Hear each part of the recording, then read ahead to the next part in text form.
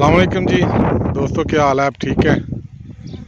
आज हम आए हैं गांव। ये डेरा है और हमारा दिल है आपको ज़रा दिखाया जाए सब कुछ।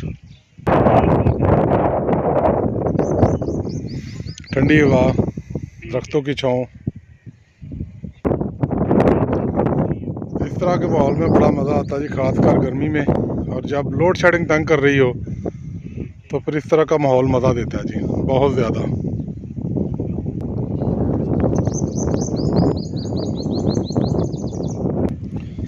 जानवर बंधे हुए हैं जी, चारा खा रहे हैं।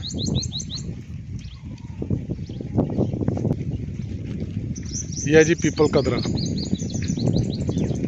हवा चल रही है जिसकी आवाज़ आपको साफ आ रही है। दोस्तों गर्मी, लोड शेडिंग और इस तरह के माहौल में बिजली की ज़रूरत नहीं है। ठंडी हवा, दरख्तों की छाँव और सबसे बढ़कर ट्यूबवेल का ठंडा पानी।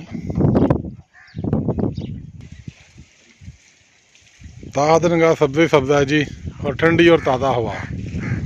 शाद रहें, आबाद रहें। खुदा हाफ़िज़।